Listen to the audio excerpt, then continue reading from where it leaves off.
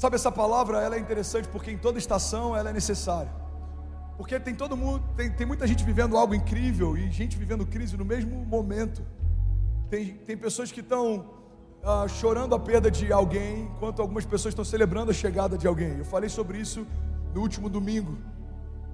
A história de um pastor e o testemunho dele me marcou demais. Ele falando que ele estava a caminho do funeral de um bebê da igreja dele e ele estava em crise. O que eu vou dizer para os pais? Nem eu sei discernir muito bem o que está acontecendo. A gente clamou, a gente orou e agora eu estou indo enterrar uma criança. Ele falou que no caminho para lá, uma família da igreja ligou para ele e eles estavam chorando, eles estavam celebrando. Eles falaram: pastor, Deus fez um milagre, nosso filho acabou de nascer e ele nasceu perfeito, nosso filho está sem sequela nenhuma.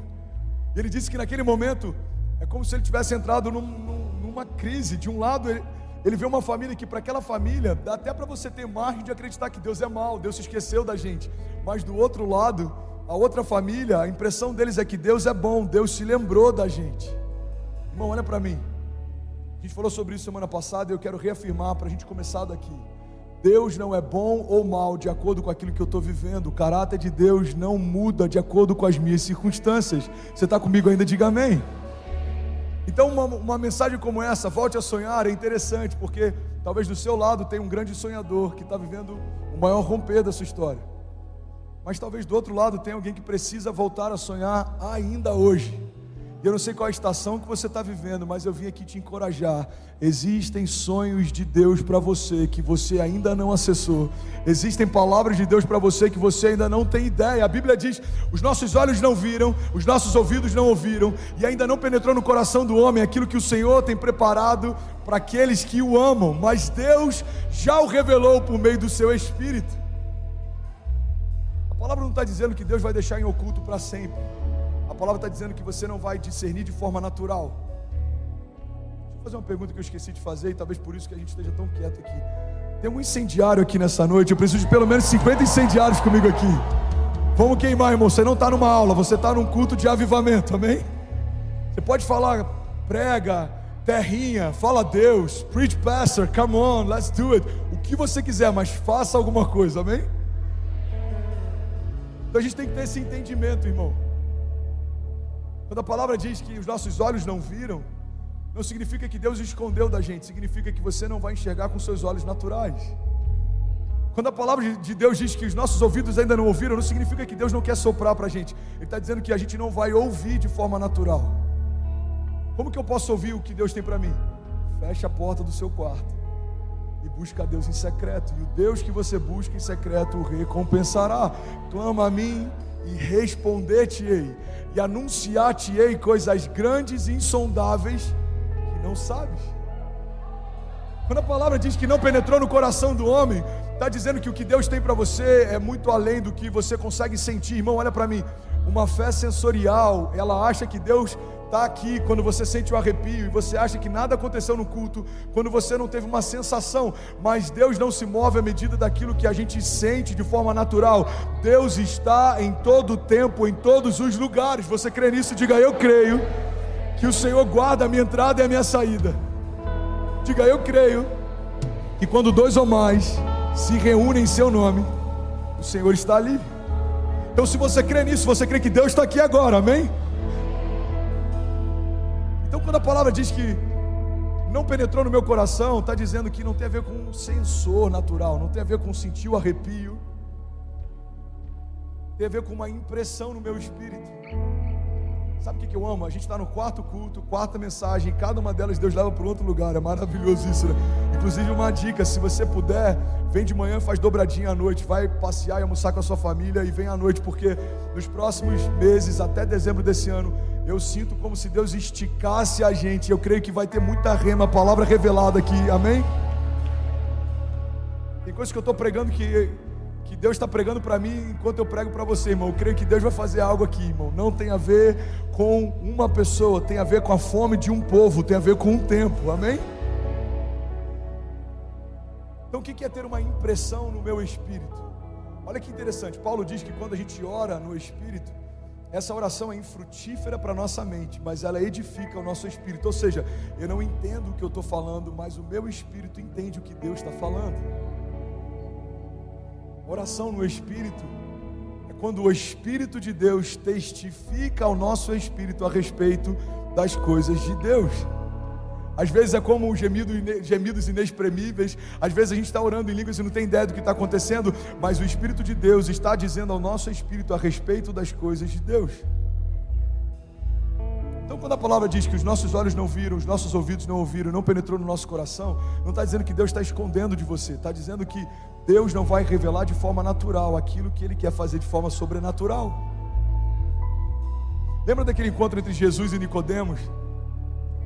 Ele vai de madrugada para que ninguém veja. Ele era um mestre da lei, ele tinha medo de colocar a reputação em xeque. Ele chega para Jesus e ele faz uma pergunta: o que eu preciso fazer para ter acesso ao reino? Jesus fala: você precisa nascer de novo. Mas não é possível voltar para o ventre da minha mãe. Não, você não está entendendo, irmão. Jesus ainda fala com ele, e a gente acha que Jesus é sempre extremamente, como é que eu vou dizer, dócil, mas em vários momentos Jesus foi duro.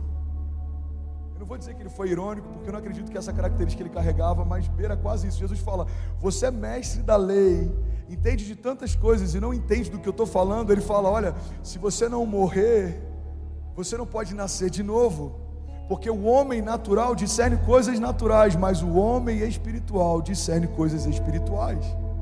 Então o que Jesus está dizendo é a mesma dinâmica que essa passagem está dizendo para a gente. Você não vai entender de forma natural aquilo que Deus quer revelar de forma sobrenatural. A Bíblia diz que a glória de Deus está em ocultar certas coisas, mas a glória dos reis está em procurá-las, irmão. Deus tem palavras para você, que Ele depositou em você, e Ele está com expectativa de que você encontre as respostas que você precisa. Você está comigo ainda? Diga amém. Uma das perguntas que eu mais recebo, e quase todo pastor recebe, final de conferência, culto, quando você vai em algum lugar: pastor, qual que é o meu propósito? Irmão, eu não sei.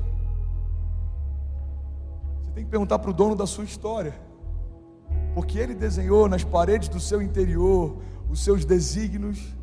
O salmista diz: todos os meus dias foram escritos pelo Senhor no seu livro antes de qualquer um deles existir. Então Deus já liberou palavras a seu respeito, Deus já estabeleceu promessas sobre você, Deus tem sonhos sobre você, Deus tem projetos para você. Alguém pode receber isso? Diga: eu creio, eu recebo. E como que eu vou acessar isso? Não é olhando para fora.